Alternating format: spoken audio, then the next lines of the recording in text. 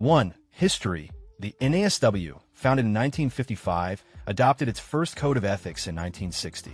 This code has also been revised to reflect contemporary values and practices in social work. 2. Key areas. The NASW Code of Ethics includes important commitments, such as service. Social workers should help people in need and address social problems. Social justice. Social workers must challenge social injustices and promote the rights and well-being of marginalized individuals and groups. Dignity and worth of the person. Every individual should be treated with respect and dignity, recognizing their inherent value. 3. Implementation. Social workers are expected to adhere to the NASW Code of Ethics in their practice, and breaches of the code can lead to disciplinary action by the association or licensing boards. Examples illustrating ethical standards. 1. Confidentiality. A psychologist receives a call from a client's family member asking for information about the client's treatment. The psychologist must refuse to provide information without the client's consent, respecting confidentiality. 2. Informed consent. A social worker begins a therapy session with a new client, explaining the goals of therapy, potential risks, and the client's rights. The social worker ensures the client understands this information and signs a consent form before starting treatment. 3. Social justice. A social worker advocates for policies that improve access to mental health services for low-income families. This aligns with the ethical principle of promoting social justice, ensuring that everyone has equal opportunities for support and care. Conclusion. The ethics codes of the APEA and NASW play crucial roles in guiding the professional conduct of psychologists and social workers, ensuring they act in the best interests of their clients while maintaining integrity and accountability. Understanding these codes is essential for anyone entering the fields of psychology or social work, particularly as you prepare for the CPC exam. These codes provide a foundation for ethical practice and help professionals navigate the complexities of their roles in serving individuals and communities. History of ACA, APCA, ACD. Let's break down the history of the American Counseling Association, the American Personnel and Guidance Association, and the American Association for Counseling and Development. Knowing the background of these organizations is important as you prepare for the CPC exam, especially since they play vital roles in the development of counseling as a profession. 1. American Counseling Association. The American Counseling Association is a professional organization that represents counseling professionals in the United States. It was founded in 1952 and has evolved significantly over the years. Key concepts. Formation. The ACA was established to unify various counseling disciplines and provide support for counselors in their professional development. Mission. The organization's mission is to promote the counseling profession and improve the quality of counseling services through education, training, and advocacy. Important details. Membership. The ACA consists of individual counselors, counselors in training, and organizations. Members have access to resources, including conferences, publications, and networking opportunities. Focus areas. The ACA advocates for issues such as ethical standards, continuing education, and research in counseling practices. 2. American Personnel and Guidance Association. The American Personnel and Guidance Association was one of the predecessors of the ACA. It was founded in 1952, the same year as the ACA, but it focused specifically on guidance in educational settings. Key concepts. Purpose. The APGA aimed to enhance the professional status and skills of personnel involved in guidance and counseling, especially in schools and educational programs. Emphasis on education. The organization supported professional development for school counselors and provided resources to improve guidance programs in schools. Important details. Evolution. In the 1980s, the APGA changed its name to the American Association for Counseling and Development to reflect a broader focus beyond just personnel and guidance. The name change emphasized the development of the counseling profession itself. 3. American Association for Counseling and Development. The American Association for Counseling and Development continued the work of the APGA after its name change in the 1980s. It further expanded the role and landscape of counseling in various settings. Key concepts. Broader scope. The AACD focused on the professional development of counselors in multiple areas, including mental health, education, and community settings. Diversity and inclusivity. The organization began to emphasize the importance of diversity and inclusivity in counseling practices, seeking to address the needs of various populations. Important details: transition to ACA. In 1992, the AACD officially changed its name to the American Counseling Association to unify counseling professionals under one banner. The new name was meant to reflect a broader commitment to all aspects of the counseling profession while incorporating the good practices and principles established by its predecessors. Summary of key points: original organizations. The APGA was founded in 1952 to support guidance professionals in educational settings. It evolved into the AACD, which focused on a broader range of counseling needs. Transformation to ACA. In 1992, the AACD became the ACA to provide a cohesive voice and support system for all types of counselors across the United States. Impact on the profession. The ACA has significantly influenced counseling practices, ethics, research, and training programs, contributing to the professional development of counselors and the advancement of the field. Examples illustrating the evolution. 1. Guidance counselors in schools. The APGA focused on improving the skills and effectiveness of guidance counselors in schools, which has now become a standard part of educational systems in the U.S., reflecting the organization's lasting impact. 2. Diversity initiatives. The ACA's emphasis on diversity and inclusivity in counseling practices helps counselors better serve clients from various backgrounds, illustrating how the organization has adapted over time to address contemporary issues in mental health. Conclusion: the history of the ACA, APGA, and AACD reflects the evolution and growth of the counseling profession in the United States. These organizations have shaped the training, ethics, and professional development of counselors, emphasizing the importance of a unified approach to counseling. Understanding this history is necessary for you as you prepare for the CPC exam and your future career in counseling. Virginia as first state to license counselors. Let's explore the topic of Virginia being the first state to license counselors in 1976. This development was a significant milestone in the counseling profession and has had a lasting impact on how counselors are recognized and regulated across the United States. What does it mean to license counselors? Licensing is a process in which state governments grant permission for individuals to practice a profession legally. In the context of counseling, this means that counselors must meet certain educational and training requirements and pass exams to receive a license that allows them to provide services to clients. Key concepts. 1. Background of licensing. Before licensing was established, anyone could call themselves a counselor, which made it hard for clients to know if they were working with someone qualified. Licensing helps ensure that only trained and competent professionals provide counseling services, protecting clients and improving service quality. 2. Virginia's role as a pioneer. In 1976, Virginia became the first state in the U.S. to implement a formal licensing process for counselors. This was a major step toward recognizing counseling as a distinct profession with specific standards. The licensing law in Virginia set the framework for other states to follow and helped shape the future of counseling practices nationwide. 3. Requirements for licensing. To be licensed as a counselor in Virginia, individuals had to meet certain criteria, including educational background. Typically, candidates need a master's degree in counseling or related field. Supervised experience. A designated amount of supervised clinical experience, often referred to as an internship or practicum, is required to gain practical skills. Passing an examination. Candidates must pass a licensure exam, which assesses their knowledge and skills in counseling. 4. Impact of licensing. Licensing ensures that counselors are accountable for their ethics, professionalism, and competence.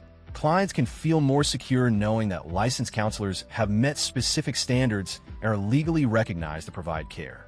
Important details: evolution across states. Following Virginia's lead, many other states began to develop their own licensing laws for counselors. By the early 2000s, licensure became the standard in most states, creating a consistent framework for the profession across the country. Creation of the LPC.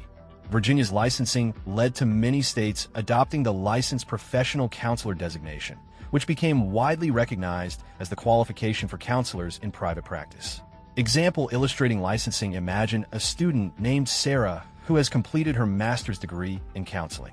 Before moving to Virginia, she worked in a community center where anyone could offer counseling services without needing a license. After relocating to Virginia, Sarah must go through the licensing process to practice legally. This includes 1. Completing her supervised hours working under a licensed counselor. 2. taking and passing the state exam to demonstrate her knowledge of counseling theories, ethics, and practices. Once she completes these steps and is granted her license, Sarah is now recognized as a qualified professional in the state of Virginia, ensuring her clients receive high-quality care. Conclusion: Virginia, being the first state to license counselors in 1976, marked a critical turning point in the recognition and regulation of the counseling profession. This move established standards that many other states would later adopt, enhancing the quality and credibility of counseling services. Understanding this history and its implications is important as you prepare for the CPC exam and your future career in counseling. It highlights the importance of professional standards and client safety in the therapeutic process. National Defense Education Act. Let's break down the National Defense Education Act in a way that is easy to understand. This important piece of legislation was significant in shaping education in the United States, especially in relation to science, technology, engineering, and mathematics. Understanding its key concepts and implications can be valuable as you prepare for your CPC exam. What is the National Defense Education Act? The National Defense Education Act was signed into law in 1958 in response to the Soviet Union's launch of Sputnik, the first artificial satellite, in 1957. The act was primarily aimed at improving education in key areas that were considered essential for national defense and technological advancement. Key Concepts 1. Purpose of the NDEA. The primary goal of the NDEA was to enhance educational opportunities for students in fields related to national defense. This included emphasis on sciences, technology, engineering, and mathematics, as well as foreign languages. By improving education in these areas, the United States aimed to produce a better educated workforce capable of competing technologically with other nations, especially during the Cold War. 2. Funding for education. The NDEA provided federal funding to schools, colleges, and universities to develop programs and improve educational resources in crucial fields. This funding helped schools purchase equipment, train teachers, and develop curricula focused on science and technology. It also established financial aid programs for students pursuing higher education in these fields, particularly through student loans and scholarships. 3. Emphasis on research and development. The NDEA encouraged research in educational methods and practices. It aimed to improve teaching strategies, especially in STEM disciplines, to better prepare students for careers in technology and science. The Act also supported the development of new educational materials, such as textbooks and laboratory equipment. 4. National defense and education. The NDA recognized that a strong educational system was essential for the country's defense capabilities. The Act aimed to link education with the needs of the military and industries important for national security. Important details impact on schools. The NDEA led to significant improvements in science and math programs in schools across the United States, resulting in higher student engagement in these subjects. Long-term effects. The Act had lasting effects on American education, contributing to increased funding for STEM education and the establishment of various educational institutions and programs. Legislation over time. The NDA laid the groundwork for future education policies and initiatives aimed at supporting and promoting STEM education, including later acts like the Elementary and Secondary Education Act of 1965. Examples illustrating the NDA's impact. 1. Investment in science labs.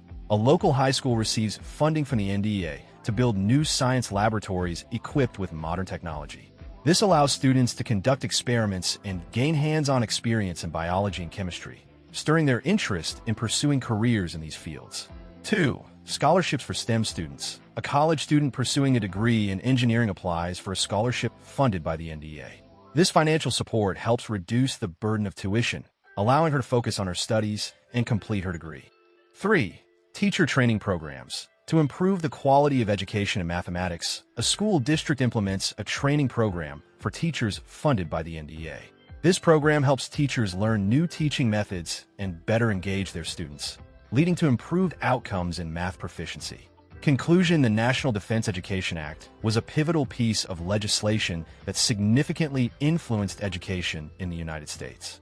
By prioritizing funding and support for science, technology, engineering, and mathematics, the NDA aimed to prepare the nation for challenges related to defense and technological competition during the Cold War. Understanding the NDA's history, objectives, and impacts is valuable for grasping the evolution of educational policies in the U.S. as you prepare for the CPC exam. Influence of key publications. Let's explore the influence of key publications by notable figures in the field of psychology and counseling, specifically Proctor, Watson, Freud, Rogers, and Wren. Each of these individuals made significant contributions that have shaped modern counseling and psychotherapy. Understanding their core ideas and publications will help you grasp important concepts as you prepare for the CPC exam. 1. Proctor, Counseling, a Comprehensive Framework. William L. Proctor was known for his work in the field of counseling and education. Key concepts. Proctor's publication emphasized the importance of a structured approach to counseling, which includes understanding the client's background, needs, and goals. He focused on the role of the counselor as a facilitator who helps clients identify and develop their potential. Important details. His work helped establish the frameworks that modern counselors use to ensure they address the holistic needs of clients, considering their emotional, social, and educational backgrounds. Example. In his framework, a counselor might use assessments to understand a student's academic struggles and then create a tailored plan to help them succeed, addressing both educational needs and emotional support. 2. Watson, Psychology as the Behaviorist Views it. John B. Watson was a pioneer of behaviorism, emphasizing observable behaviors over internal processes. Key concepts. Watson argued that psychology should focus on what can be seen, behavior, rather than on thoughts and feelings. He believed that behavior is learned through interactions with the environment, which helped shape therapeutic practices focusing on modifying behavior. Important details. His work laid the groundwork for techniques like behavior modification, which are commonly used in counseling to change negative behaviors. Example. A counselor might use behaviorist techniques to help a child with phobias by gradually exposing them to their fear until they can cope with it without anxiety. 3. Freud, the interpretation of dreams. Sigmund Freud is known as the father of psychoanalysis and introduced many concepts that are still influential today. Key concepts.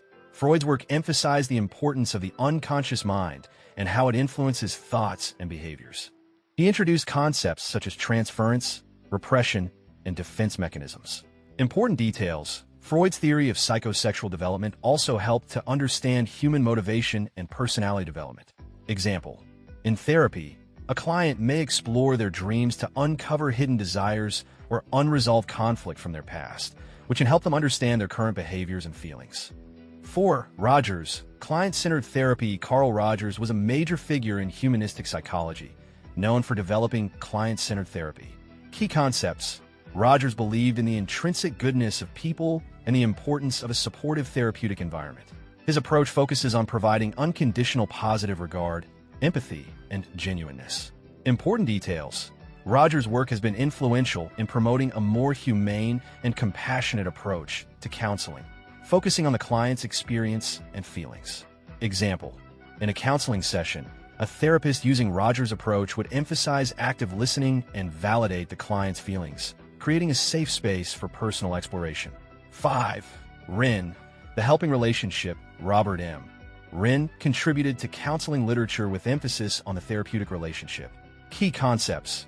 Wren stressed the importance of the relationship between the counselor and the client as a core component of successful therapy. He focused on the mutual respect and understanding necessary for effective counseling. Important details. His work highlighted how a strong therapeutic alliance can lead to better outcomes for clients by fostering a sense of safety and trust. Example. A counselor might implement Wren's ideas by actively working on building rapport with their clients, ensuring that clients feel supported and understood throughout their therapeutic journey. Conclusion. The influence of key publications by Proctor, Watson, Freud, Rogers, and Wren has significantly shaped the landscape of counseling and psychology. By understanding their contributions, you gain insight into different therapeutic approaches and practices that are critical for effective counseling. Each of these figures has provided valuable perspectives on human behavior, relationships, and therapeutic techniques that are essential for your success as you prepare for the CPC exam.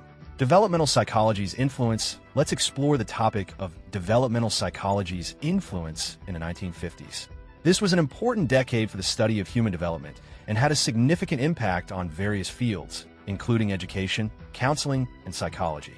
Understanding the key concepts and developments during this time will help you grasp the evolution of ideas in psychology as you prepare for the CPC exam. What is developmental psychology? Developmental psychology is the study of how people grow and change throughout their lives, from infancy through old age. This field focuses on physical, cognitive, and social-emotional development. Psychologists in this area look at how experiences, relationships, and environments influence development. Key influences in the 1950s. 1. Focus on childhood development. The 1950s saw a growing interest in understanding childhood development. Researchers sought to understand how early experiences shape personality, behavior, and cognitive abilities.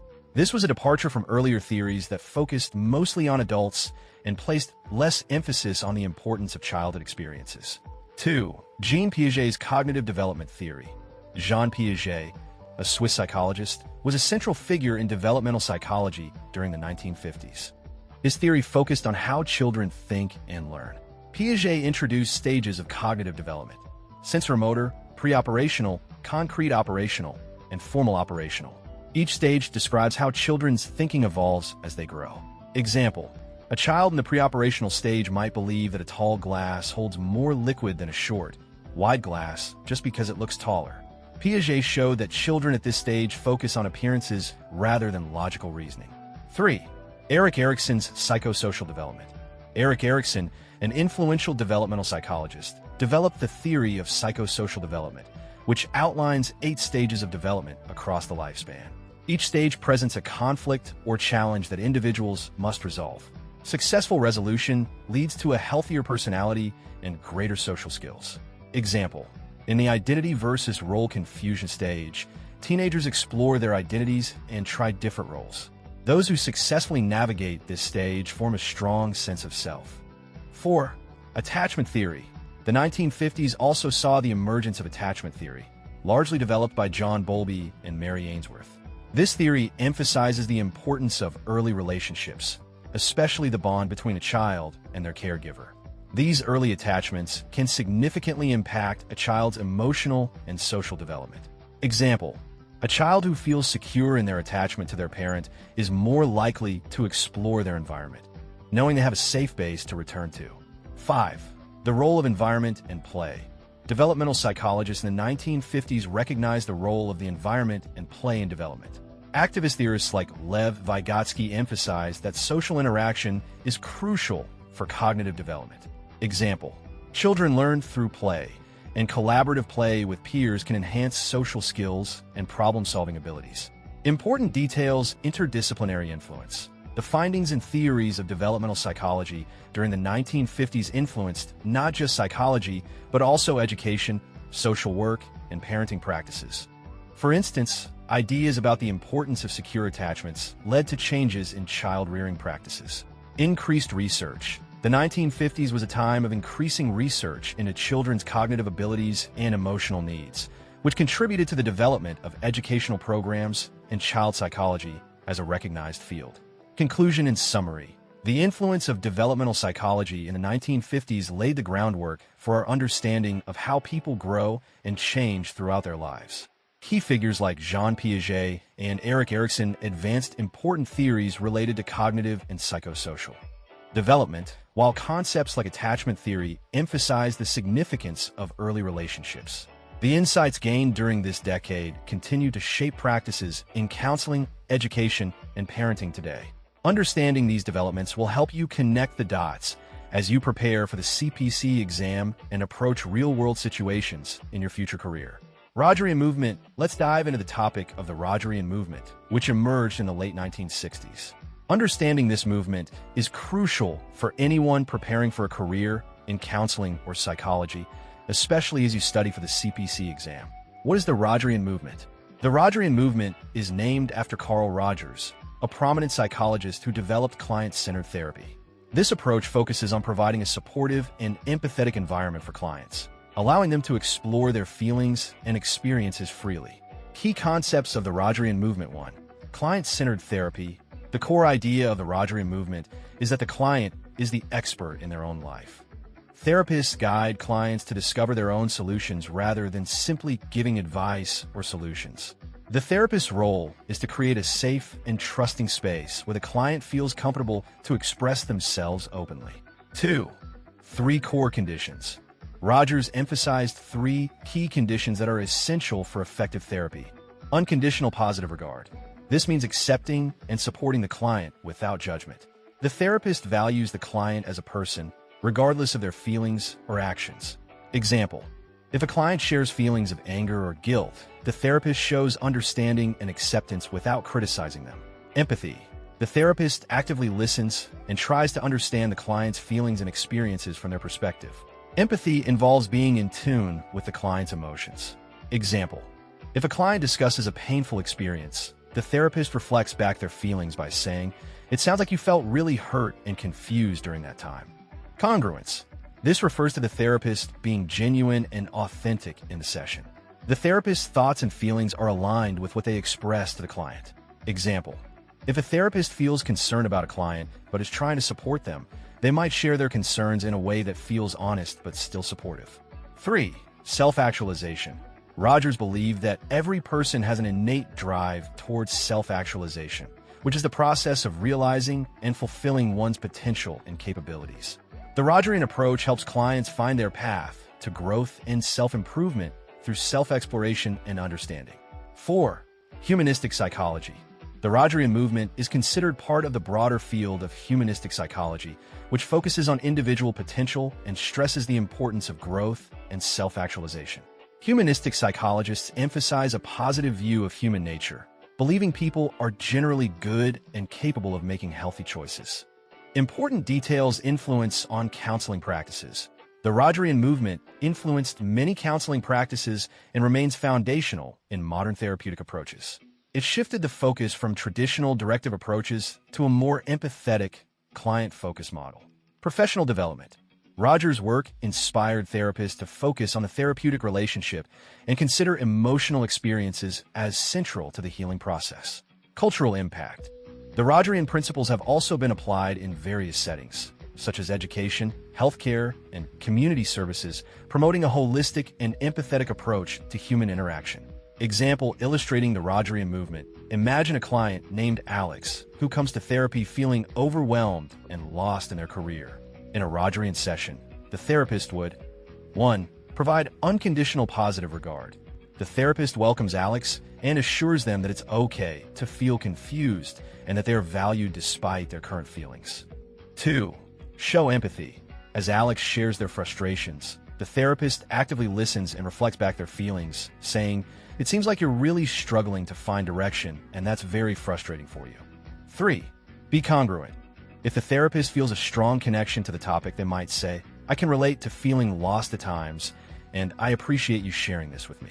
Let's explore it together." By creating a warm and accepting environment, Alex can explore their thoughts and feelings without fear of judgment, ultimately leading to greater self-understanding and clarity about their future. Conclusion: the Rogerian movement represents a significant shift in psychology during the late 1960s, emphasizing the importance of empathy, acceptance, and self-exploration in therapy. By focusing on the client as the expert in their own life and fostering a supportive therapeutic relationship, Carl Rogers and his ideas have left a lasting legacy in the field of counseling. Understanding the principles of the Rogerian movement is crucial for your preparation for the CPC exam and your future career as a counselor or therapist. Decades of variation. Let's explore the topic of decades of variation, focusing on the 1960s and 1970s. These 2 decades were significant in shaping various social, cultural, and psychological movements, many of which influence our understanding of counseling and psychology today. Here's a breakdown of key concepts, important details, and examples from this dynamic period. Key concepts. 1. Social movements. The 1960s and 1970s were a time of significant social change. People were pushing for civil rights, gender equality, and other forms of social justice. These movements helped shape public perceptions of mental health and self-expression. Key movements included the Civil Rights Movement, the Women's Liberation Movement, and the Anti-Vietnam War Movement. Each of these movements questioned traditional values and promoted social change. 2. Psychology and counseling. The practice of psychology and counseling was influenced by the cultural changes of these decades. new approaches emerged that focused on human potential and self-actualization, moving away from strictly behaviorist or psychoanalytic views. Humanistic psychology, which focuses on personal growth and the individual's experience, gained popularity during this time, with figures like Carl Rogers and Abraham Maslow leading the way. 3.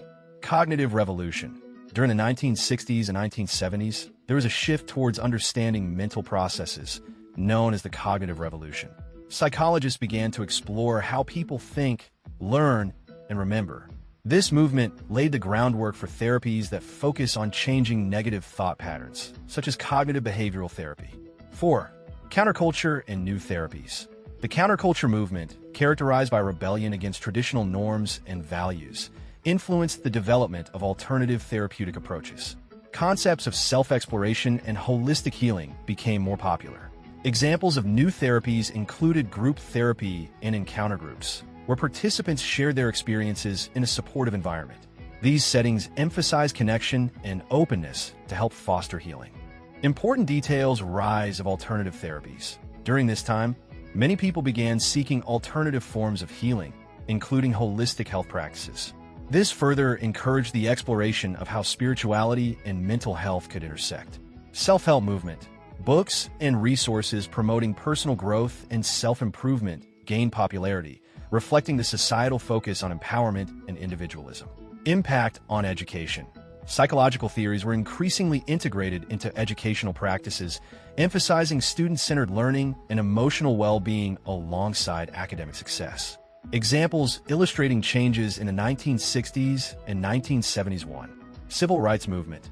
Activists like Martin Luther King Jr. worked for racial equality, highlighting the importance of mental health in marginalized communities. This led to greater awareness of social factors affecting mental health and the need for culturally sensitive counseling. 2. Women's liberation movement. Feminists criticized traditional gender roles and sought equality in various aspects of life, including the workplace and family. This change fueled the development of feminist therapy, which focuses on the social and political factors affecting women's mental health. 3. Cognitive behavioral therapy. As psychologists began to understand that thoughts influence feelings and behaviors, CBT emerged as a way to help individuals identify and change negative thinking patterns. This technique became widely used during the 1970s. 4. Alternative healing. The popularity of practices like yoga, meditation, and mindfulness grew during this time as people sought ways to connect their mental and emotional health with physical well-being. These practices influenced counseling approaches that focus on holistic healing. Conclusion: the 1960s and 1970s were decades of significant variation, marked by social change and a shift in psychological thinking. This period laid the groundwork for modern counseling and psychology by challenging traditional beliefs, embracing humanistic approaches, and recognizing the importance of cognitive processes. Understanding these developments is important for your preparation for the CPC exam, as they provide context for many contemporary theories and practices in counseling. Emphasis on professionalism, certification, licensing. Let's explore the topic of emphasis on professionalism, certification, and licensing in the 1980s. This decade marked significant changes in the counseling field, as the profession began to establish more formal standards and regulations to ensure quality and ethics in practice. Here's a breakdown of the key concepts, important details, and examples to help you understand this important topic as you prepare for the CPC exam. Key concepts. 1. Professionalism. Professionalism refers to the competence, skill, and ethical behavior expected of individuals in a particular profession. In the 1980s, the counseling profession began to emphasize the importance of counselors being knowledgeable, respectful, and ethical in their work with clients. 2. Certification. Certification is a process where individuals demonstrate their knowledge and skills in a specific area of practice. It often involves passing an exam or meeting specific educational requirements. In the 1980s, professional organizations, such as the National Board for Certified Counselors, were established to offer certification to counselors, providing a way to recognize qualified professionals. 3. Licensing. Licensing is a legal process that allows individuals to practice counseling after meeting specific criteria set by the state. This usually involves education, supervised experience, and passing a licensing exam. The push for licensing in the 1980s ensured that counselors met established standards, protecting clients, and enhancing the credibility of the profession. Important details: growth of the counseling profession. In the 1980s, counseling became more recognized as a distinct profession. As a result, there was increased demand for standards that would guide the education and training of counselors. State licensure laws. Many states began to implement licensure laws for counselors, allowing only qualified individuals to provide counseling services legally. This process helped to establish a clearer standard of practice and accountability. Role of professional organizations. Organizations like the American Counseling Association became advocates for professionalism, certification, and licensing, supporting efforts to improve the quality of counseling services. Examples illustrating the changes in the 1980s. 1. Introduction of licensing laws. States like Virginia influenced other states to implement their licensing laws in the following years. By the 1980s, many states had established specific requirements and processes for obtaining a counseling license. Example, a new grad from a counseling program in the 1980s would need to complete a master's degree in counseling, accumulate supervised hours of practice, and pass the National Counselor Examination to become a licensed counselor in many states. 2. Certification programs. The establishment of the National Board for Certified Counselors in 1982 allowed counselors to earn the National Certified Counselor credential. This certification demonstrated that a counselor had met specific educational and ethical standards. Example, a counselor who earned NCC certification could enhance their job prospects and credibility with clients and employers, showing their commitment to maintaining professional standards. 3. Continued education. The emphasis on professionalism in the 1980s also led to requirements for continuing education. Counselors needed to stay current with the latest practices, techniques, and ethical guidelines to maintain their licenses and certifications. Example, a licensed counselor may be required to complete 20 hours of continuing education every 2 years to renew their license, ensuring they are up to date on new developments in the field. Conclusion: the emphasis on professionalism, certification, and licensing in the 1980s played a crucial role in shaping the counseling profession. By establishing higher standards for education, practice, and ethics, this decade helped ensure that clients receive competent and responsible care. Understanding these developments is important for your preparation for the CPC exam, as they provide context for many of the standards and practices still in place in counseling today. Separation of ethics from psychology. Let's dive into the topic of the separation of ethics from psychology in 1970s. This period was significant as it marked a shift in how ethics were viewed and integrated into the practice of psychology and counseling.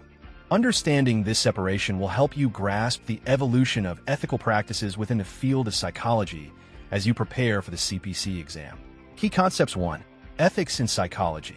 Ethics refers to the principles and standards that guide professionals in making decisions about what is right and wrong in their work. In the context of psychology, ethics help ensure that therapists and counselors treat their clients with respect, integrity, and care. 2. The 1970s shift. During the 1970s, there was a growing recognition that ethics should be treated as a distinct area of study and practice within psychology, rather than just being an implicit part of the profession. This shift aimed to make ethical principles clearer and more accessible for professionals working in psychology and counseling. Professional organizations like the American Psychological Association began to formalize ethical guidelines and codes of conduct. These codes outlined expectations for the behavior of psychologists and counselors. The APA published its first official ethical principles of psychologists in 1973, which included respect for people's rights, integrity, and social responsibility.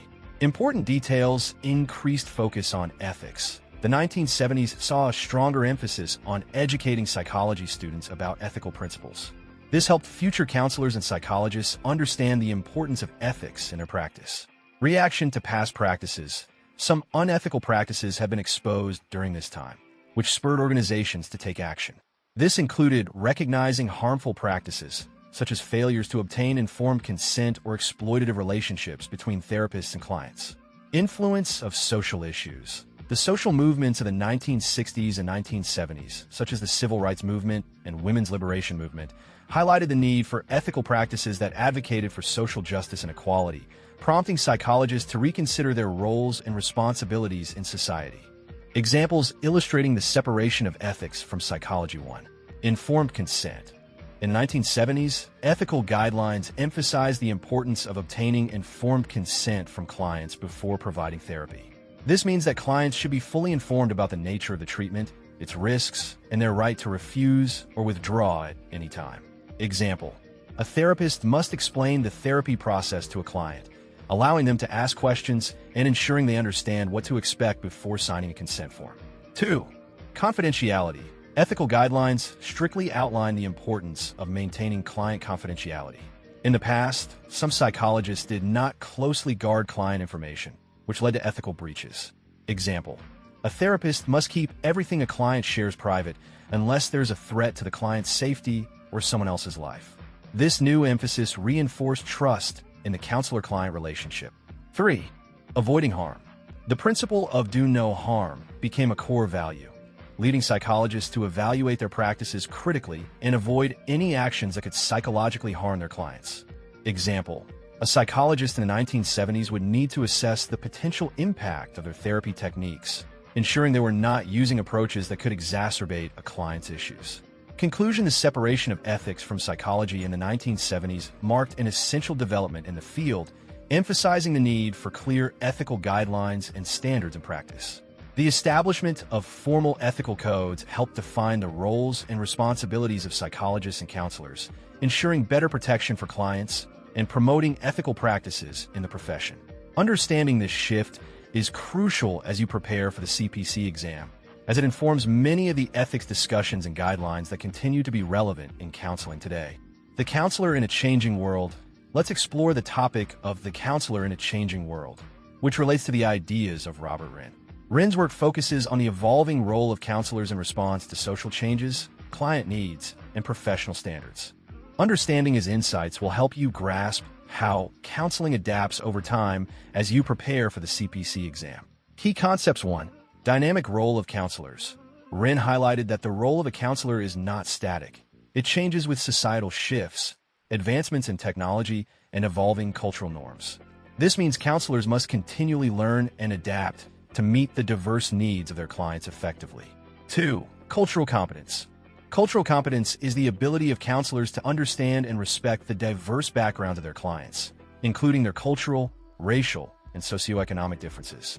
Counselors need to be aware of their own biases and work to ensure they are providing equitable support to all clients. Example: a counselor working with clients from immigrant backgrounds may need to learn about their specific cultural values and challenges, such as differing perspectives on mental health. 3. Social justice and advocacy. Wren emphasized the importance of counselors taking on advocacy roles. This means they should support clients not only within the therapy room, but also in the larger community. Counselors can help clients navigate systemic issues, such as discrimination or lack of access to resources. Example: a counselor may work with a community organization to campaign for mental health services for underserved populations, demonstrating their commitment to social justice. 4. Technological integration. The rise of technology in the late 20th and early 21st centuries has changed how counselors practice.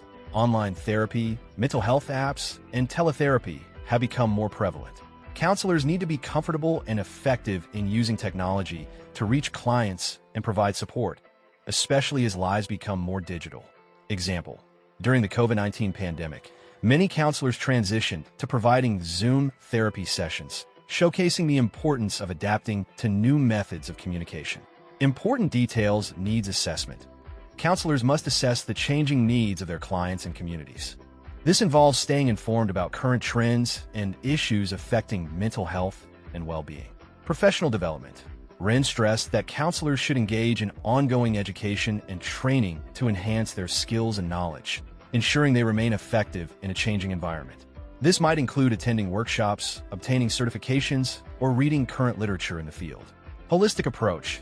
Wren advocated for a holistic understanding of clients, recognizing that mental health is affected by various factors, including family dynamics, economic conditions, and cultural background. Examples illustrating Wren's ideas. 1. Adapting to social change. Suppose a counselor notices that more clients are coming in expressing anxiety about job loss due to economic downturns. The counselor may decide to include career counseling techniques in their practice to address these specific concerns. 2. Creating inclusive environments. A school counselor may work to improve the school environment by implementing programs that educate students about diversity and inclusion. This promotes a more supportive atmosphere for students from various backgrounds. 3. Using technology effectively. A counselor might offer online appointments via video chat for clients who cannot travel to office visits, thus expanding access to mental health care. They may also recommend digital mental health tools, like mindfulness apps, to support clients in their daily lives. Conclusion and summary. The Counselor in a Changing World by Robert Wren emphasizes the need for counselors to adapt to the evolving social, cultural, and technological landscape. By focusing on cultural competence, social justice, and ongoing professional development, counselors can provide effective support to a diverse range of clients.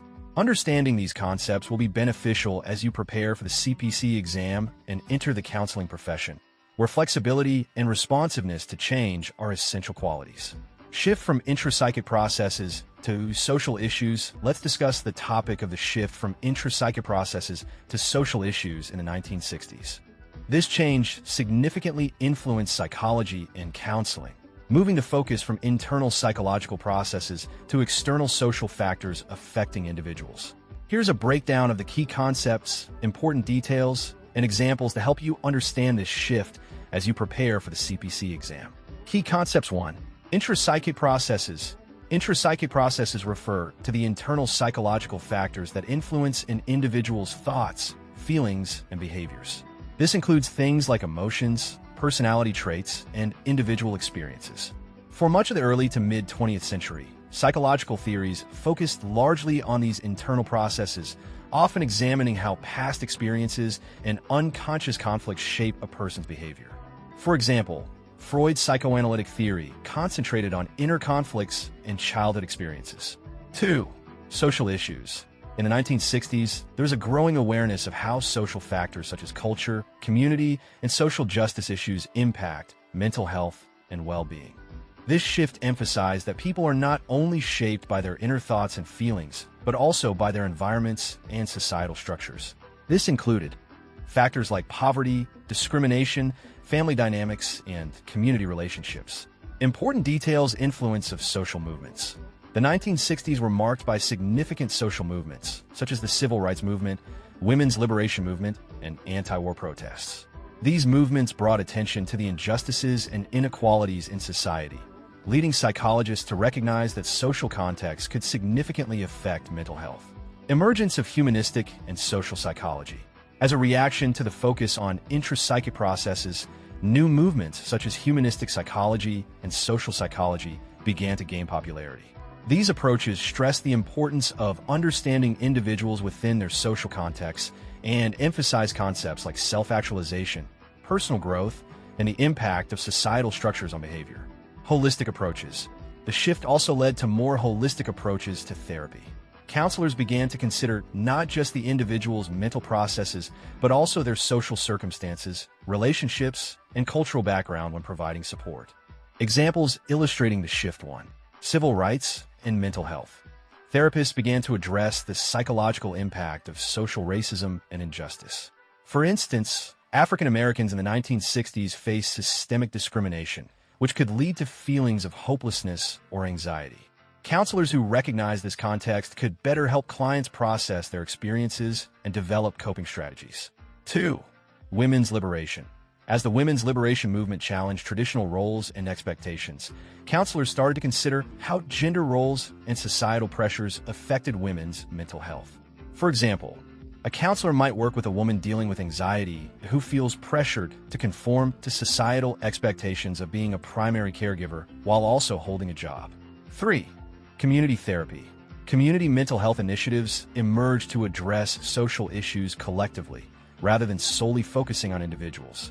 Therapists began to work with groups and communities to identify common issues, such as substance abuse or domestic violence, and develop strategies for broader change. This helped shift the focus from only the individual to the social context. Conclusion: the shift from intrapsychic processes to social issues in the 1960s marked an important evolution in psychology and counseling. By recognizing the influence of social factors on mental health, professionals were able to address not just individual problems, but also the larger societal structures that contribute to those problems. This shift helped create a more comprehensive understanding of well-being, guiding future therapeutic practices and preparing the groundwork for contemporary counseling approaches that consider social justice and empowerment as vital components of mental health. Understanding this transition is crucial for your preparation for the CPC exam, as it reflects the ongoing evolution of the field of psychology. Early counselors, let's explore the topic of early counselors, specifically focusing on the roles of deans and advisors in the development of counseling. These early figures played essential roles in shaping the counseling profession and laid the groundwork for modern practices. Here's a breakdown of key concepts, important details, and examples to understand this topic as you prepare for the CPC exam. Key concepts 1. Definition of counselors. Early counselors included individuals in educational settings who provided guidance and support to students. This included deans and advisors. 2. Roles and responsibilities. Deans, often responsible for overseeing academic programs, student affairs, and faculty. They played a crucial leadership role in creating a supportive environment for students. Advisors. These are typically faculty or trained staff members who guide students regarding their academic paths, course selections, and career planning. They also help students with personal challenges that might affect their education. 3. Development of counseling as a profession. In the early stages, the roles of deans and advisors evolved to include more structured forms of counseling, leading to the establishment of dedicated counseling offices in educational institutions. As educational systems recognize the importance of mental health and academic guidance, the need for formal counseling programs grew. Important details, historical context. In the early 20th century, as more students began attending high school and college, there was a need for individuals who could support their educational and personal development. This led to the rise of counseling roles in educational settings. Emergence of guidance counseling. Guidance counseling emerged in the 1920s and 1930s, with deans and advisors at the forefront of this change. They offered support to students adjusting to academic life and addressing their personal challenges. Influence of social changes. Social changes during this time, such as the post-World War II expansion of the educational system and changing workforce demands, increased the need for counseling. As society grew more complex, the roles of counselors adapted to meet these new challenges. Examples illustrating early counselors. 1. Dean's role in student affairs. Imagine a university experiencing an influx of veterans returning to school after World War II. A dean may develop programs to help these students transition, offering academic advising, career counseling, and mental health resources to support their unique needs. 2. Advisors helping students. An academic advisor at a high school might work with a student struggling with their courses. The advisor provides guidance on study strategies, helps the student choose courses that align with their interests, and connects them to tutoring resources.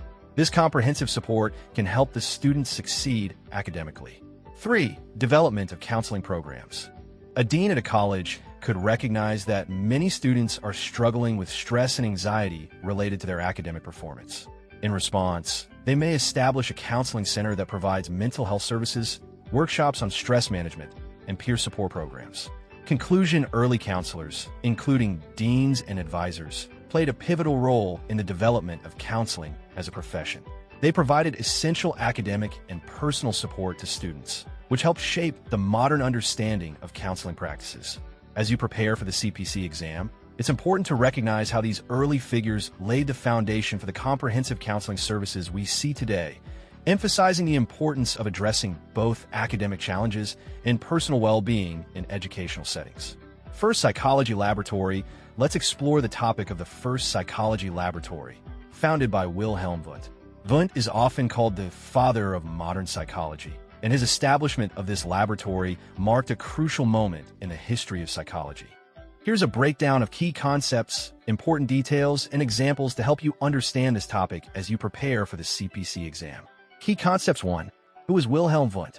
Wilhelm Wundt was a German psychologist and philosopher who is widely recognized for establishing psychology as a distinct scientific discipline separate from philosophy and biology. He focused on studying the mind and behavior through scientific methods. 2. The First Psychology Laboratory. In 1879, Wundt opened the first formal psychology laboratory at the University of Leipzig in Germany. This was the first time that systematic research methods were applied to study psychological phenomena. 3. experimental psychology. Wundt's laboratory laid the groundwork for experimental psychology, which involves conducting controlled experiments to understand the mind and behavior.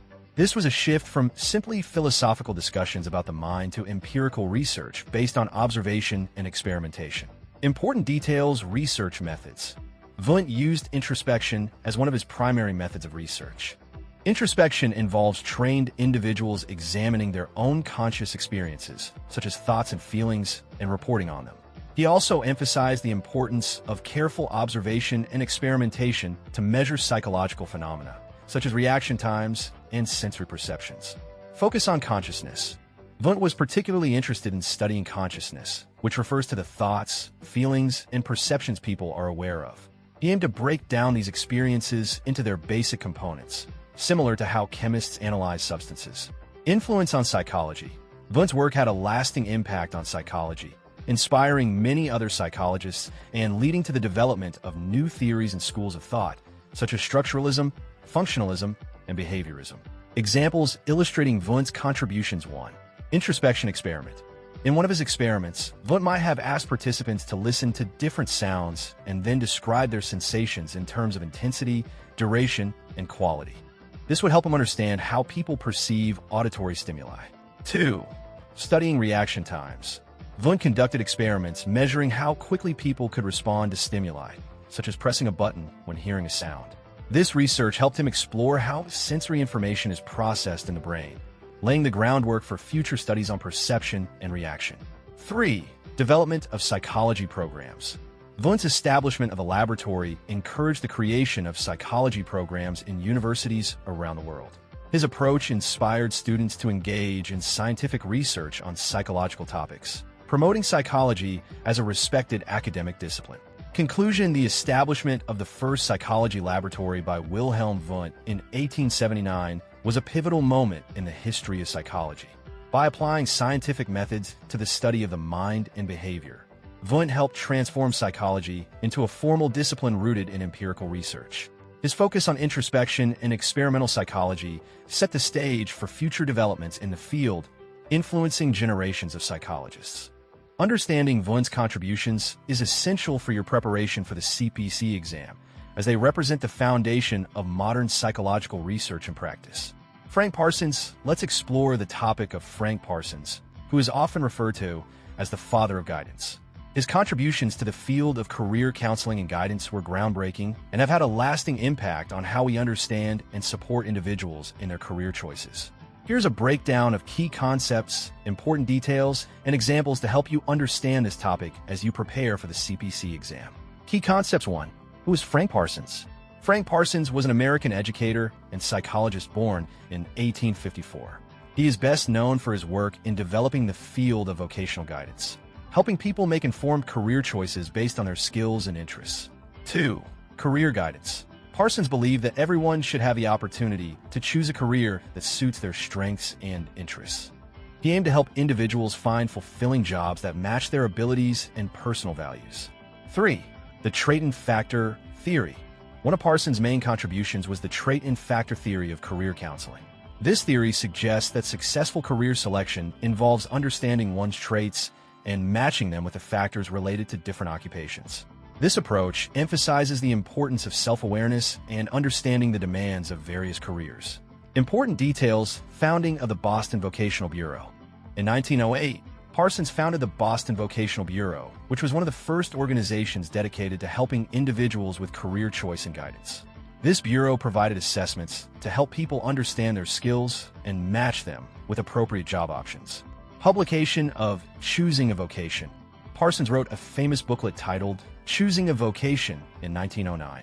In this work, he outlined his ideas about how to make effective career decisions. He stressed the importance of knowing oneself, understanding job opportunities, and making informed choices based on that knowledge. Influence on guidance counseling. Parsons' work laid the foundation for the modern field of guidance counseling.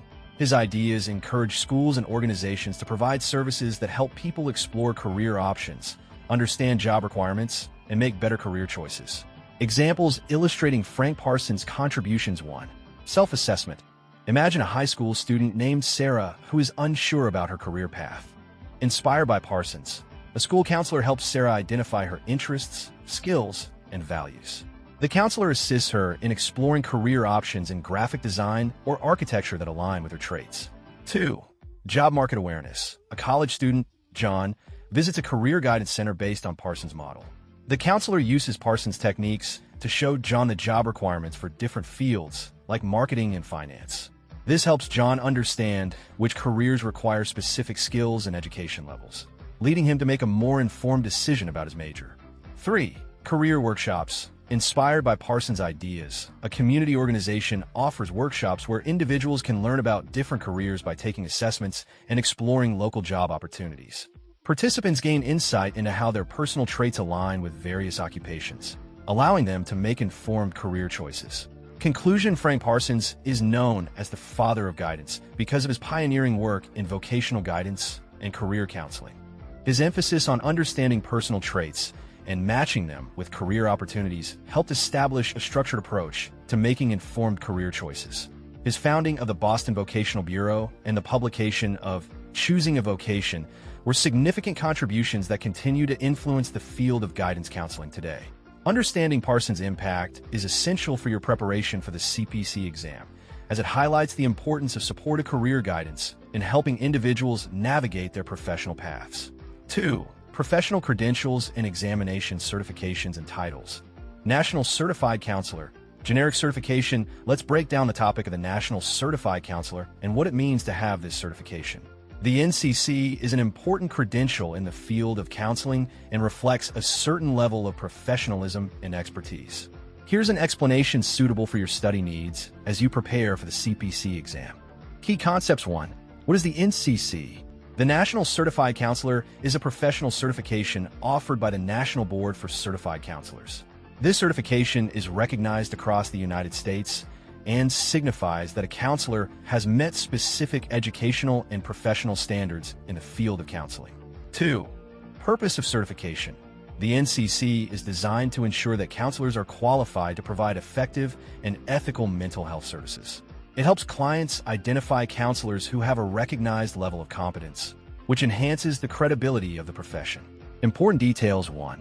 Eligibility requirements. To become a national certified counselor, candidates typically must hold a master's degree in counseling or a related field from a regionally accredited institution, complete a specified number of supervised clinical hours, pass the National Counselor Examination, a standardized test that assesses knowledge and skills relevant to counseling practice. 2. Continuing education. To maintain the NCC certification, counselors are required to complete ongoing continuing education. This means they must keep learning about new developments, techniques, and ethical practices in counseling. This requirement ensures that counselors stay informed and effective in their work. 3. Benefits of becoming an NCC. The NCC certification enhances a counselor's credibility and marketability in the field, making them more attractive to potential employers. It can open up additional job opportunities, particularly in settings that require or prefer certification, such as schools, private practices, and mental health clinics. 4. Generic certification. The term generic certification refers to the NCC being a broad certification that is applicable to various counseling specialties. Unlike some certifications that are specific to certain areas, the NCC covers a wide range of counseling practices, making it versatile for many counselors. Examples illustrating the NCC. 1. Career advancement. Imagine a counselor, Emily, who has been working in a community clinic. After completing her master's degree and gaining the required clinical experience, she decides to earn her NCC certification. This certification improves her resume and helps her secure a job in a prestigious mental health center where certification is required. 2. Educational support. A counselor at a high school, John, applies for the NCC certification after attending training workshops and gaining experience in his job. By obtaining his NCC, he boosts his confidence and can better support his students, knowing he's met the national standards for counseling. 3. Professional development. After receiving her NCC certification, a counselor named Maria engages in ongoing education courses. She learns about the latest counseling techniques and best practices, ensuring she provides the best support for her clients and stays compliant with the certification requirements. Conclusion. The National Certified Counselor Certification is an important credential for professionals in the counseling field. It represents a commitment to high standards of practice and ongoing education, which ultimately benefits both counselors and their clients. Understanding the importance of the NCC and its requirements will be useful for your preparation for the CPC exam, as it emphasizes the significance of professionalism and competence in counseling. Certified Clinical Mental Health Counselor. Specialty, let's discuss the topic of the Certified Clinical Mental Health Counselor and what it means to have this specialty certification. The CCMHC is important in the field of mental health counseling and signifies advanced knowledge and skills. Here's a breakdown of key concepts, important details, and examples to help you understand this topic as you prepare for the CPC exam. Key Concepts 1. What is the CCMHC? The Certified Clinical Mental Health Counselor is a professional specialty certification offered by the National Board for Certified Counselors. It demonstrates that a counselor has advanced training and expertise specifically in clinical mental health counseling.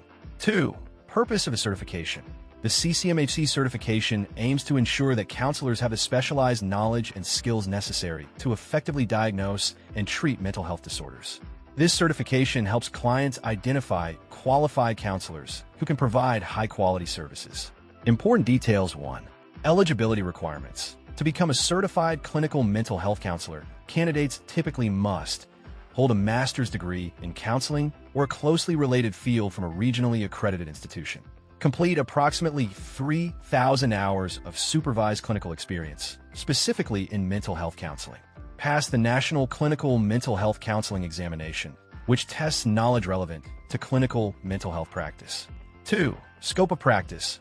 Counselors with the CCMHC designation are trained to work with individuals who have various mental health issues, such as depression, anxiety, PTSD, and more. They can assess, diagnose, and provide therapeutic interventions. Additionally, CCMHCs often engage in crisis intervention, group therapy, and collaboration with other healthcare providers to support their clients effectively. 3. Benefits of certification. Earning the CCMHC certification indicates that a counselor has reached a higher level of professional achievement and expertise in clinical mental health counseling. This certification can improve job prospects, as employers often prefer or require advanced certification for positions related to mental health treatment. 4. Ongoing education requirements. To maintain the CCMHC certification, counselors must complete continuing education courses regularly. This ensures they stay updated on the latest research, techniques, and best practices in mental health counseling. Examples illustrating the CCMHC. 1. Specialized practice. A counselor named Lisa has been practicing for several years and decides to earn her CCMHC certification.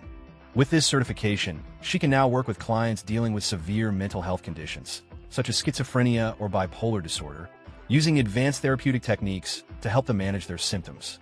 2. Career advancement. After receiving her CCMHC certification, Jenna applies for a position at a mental health clinic that specializes in treating trauma victims. Her certification sets her apart from other candidates, demonstrating her commitment and expertise in clinical mental health counseling. 3. Interdisciplinary collaboration. Tom, a CCMHC, works in a team with psychiatrists and social workers to create comprehensive treatment plans for clients with complex mental health needs. His specialized training allows him to contribute valuable insights into therapeutic strategies while considering medication management and social services. Conclusion: the Certified Clinical Mental Health Counselor designation represents an advanced level of expertise in the field of mental health counseling. By demonstrating specialized knowledge and skills, CCMHCs are equipped to provide effective support to individuals facing mental health challenges. Understanding the requirements and significance of the CCMHC certification is beneficial as you prepare for the CPC exam, as it emphasizes the importance of specialized training in delivering quality mental health care. Master Addictions Counselor. Specialty: let's explore the topic of the Master Addictions Counselor certification. This certification is particularly important for professionals who specialize in helping people with substance use disorders and addiction issues. Here's a breakdown of key concepts, important details, and examples to help you understand the MAC certification as you prepare for the CPC exam. Key Concepts 1. What is the MAC? The Master Addictions Counselor is a professional certification awarded by the National Board for Certified Counselors. It signifies that a counselor has advanced knowledge and expertise specifically in the area of addiction counseling. 2. Purpose of the certification. The MAC certification aims to ensure that counselors are well-trained to diagnose and treat individuals struggling with addiction. It helps clients identify counselors who have specialized skills in addiction recovery. Important details: 1. Eligibility requirements. To become a master addictions counselor, candidates typically must hold a master's degree in counseling or a related field from an accredited institution, have a significant amount of supervised clinical experience, specifically in the field of addictions counseling, pass the Master Addictions Counselor examination, which tests knowledge and skills related to addiction treatment. 2. Scope of practice. MACs are trained to work with individuals facing substance use disorders, behavioral addictions, and co-occurring mental health disorders. They use a variety of evidence-based approaches to help clients, including counseling techniques and therapeutic interventions to support recovery and prevent relapse. 3. Benefits of certification. Earning the MAC certification can enhance a counselor's professional credibility and marketability. It signifies to employers and clients that the counselor has specialized training and knowledge in addiction issues, which can lead to more job opportunities in treatment centers, mental health clinics, and private practice. 4. Ongoing education requirements. To maintain the MAC certification, counselors must complete continuing education courses that keep them up to date with the latest research and treatment methods in addiction counseling. This ensures they are providing the best care possible to their clients. Examples illustrating the MAC: 1. Specialized treatment. A counselor named Mark has been working in a rehabilitation center for several years. After obtaining his MAC certification, he is better equipped to develop personalized treatment plans for clients struggling with substance abuse. He can use advanced techniques like motivational interviewing and cognitive behavioral therapy to help his clients achieve long-term recovery. 2. Interdisciplinary approach. Sarah, a MAC, works collaboratively with medical professionals, social workers, and family therapists to create comprehensive recovery plans for her clients. In one case, she helps a client named John who is recovering from alcohol addiction by coordinating his therapy with a physician who manages his medication for anxiety, ensuring a holistic approach to his treatment. 3. Community programs. After becoming a MAC, Laura starts running support groups for people in recovery from addiction. Her advanced training allows her to facilitate discussions about coping strategies and relapse prevention, helping participants share their experiences and support one another in their recovery journeys. Conclusion: the Master Addictions Counselor certification represents a high level of expertise in addiction counseling. By focusing on specialized training and knowledge, MACs are equipped to provide effective support to individuals dealing with substance use and behavioral problems. Understanding the significance of the MAC certification and its requirements will be helpful as you prepare for the CPCE exam, as it emphasizes the importance of specialization in addressing addiction issues in the counseling field. Certified Rehabilitation Counselor. Let's break down the topic of the Certified Rehabilitation Counselor certification. This certification is essential for professionals who help people with disabilities achieve their personal, social, and career goals. Here's a simple explanation covering key concepts, important details, and examples to help you understand this topic as you prepare for the CPC exam. Key concepts. 1. What is the CRC? The Certified Rehabilitation Counselor is a professional certification awarded by the Commission on Rehabilitation Counselor Certification.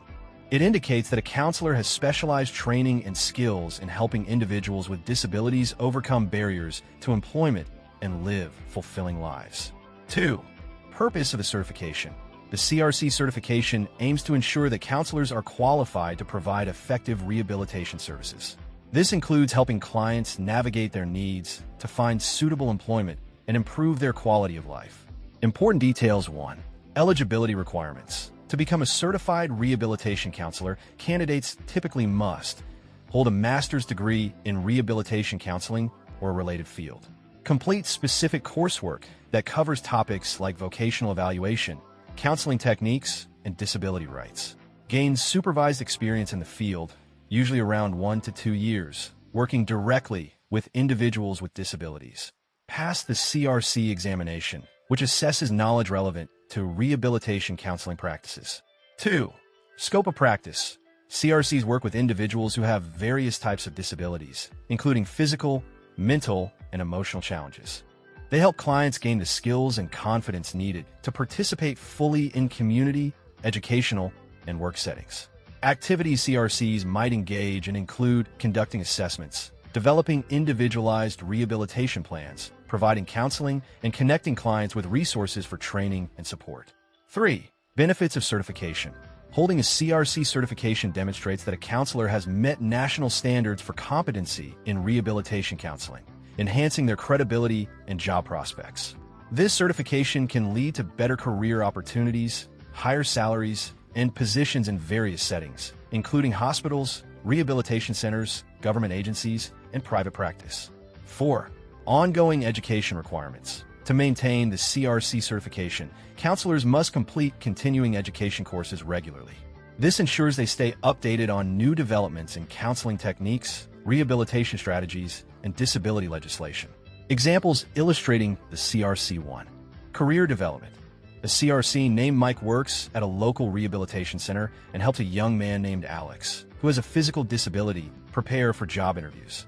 Mike assesses Alex's skills and interests, helps him develop a resume, and provides coaching on how to present himself to potential employers. 2. Support services. Sarah, a CRC, helps a woman named Linda who has recently lost her job due to a mental health condition. Sarah works with Linda to create an individualized rehabilitation plan that includes counseling support, job skills training, and connecting Linda with community resources that can help her find work. 3. Advocacy. Kevin, a certified rehabilitation counselor, advocates for his clients' rights. When one of his clients struggles to get accommodations at work due to their disability, Kevin helps them communicate with their employer and understand their rights under the Americans with Disabilities Act. Conclusion: the Certified Rehabilitation Counselor certification is a vital credential for professionals working with individuals who have disabilities. By demonstrating a high level of knowledge and expertise in rehabilitation counseling, CRCs are equipped to help clients overcome challenges and achieve their personal and career goals. Understanding the significance and requirements of a CRC certification is important as you prepare for the CPC exam, as it highlights the role of specialized training in promoting the well-being of individuals with disabilities. Registered Professional Counselor. Let's explore the topic of the Registered Professional Counselor certification. This credential is important for counselors who want to demonstrate their qualifications and commitment to providing effective mental health services. Here's a breakdown of key concepts, important details, and examples to help you understand this topic as you prepare for the CPC exam. Key concepts. 1. What is the RPC? The Registered Professional Counselor is a certification that indicates a counselor has met specific educational and professional standards in the field of counseling. It is recognized in various regions, but may not be available in every state, as regulations for counseling vary by location. 2. Purpose of the certification. The RPC certification aims to ensure that counselors are qualified to provide mental health services to individuals, families, and groups. It helps clients identify counselors who have been trained and registered with a governing body, assuring a level of expertise and accountability. Important details. 1. Eligibility requirements. To become a registered professional counselor, candidates typically must hold a master's degree in counseling or related mental health field from a regionally accredited institution, complete a certain number of supervised clinical hours where they work directly with clients, pass the National Counselor Examination, which tests knowledge and skills relevant to counseling practices. 2. Scope of practice. RPCs are trained to work with a wide range of issues, including anxiety, depression, relationship problems, trauma, and more. They can provide individual, group, or family therapy and may specialize in certain areas, such as school counseling, substance abuse, or career counseling. The RPC certification emphasizes the importance of ethical and professional conduct in counseling practice. 3. Benefits of certification. Becoming an RPC can enhance a counselor's professional credibility and job opportunities, as employers often prefer to hire certified counselors who have demonstrated their competence. The RPC certification can also be a step toward obtaining other advanced certifications or licenses in the counseling field. 4.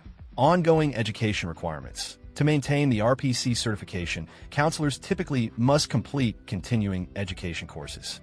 This ensures they stay current on best practices, new research, and ethical guidelines in the field. Examples illustrating the RPC. 1. Counseling techniques. Jessica, an RPC, works with clients dealing with anxiety. She uses various counseling techniques, such as cognitive behavioral therapy, to help her clients identify negative thought patterns and develop healthier coping strategies. 2. Career advancement. After earning her RPC certification, Amy applies for a position at a mental health clinic. Having the RPC designation enhances her resume, showing potential employers that she meets the necessary professional standards and is committed to ethical practices. 3. Supervision and support. Mark is a recent graduate who has just become an RPC. He participates in regular supervision sessions where he discusses his cases with an experienced counselor. This support helps him improve his skills and provides guidance on ethical decision-making. Conclusion.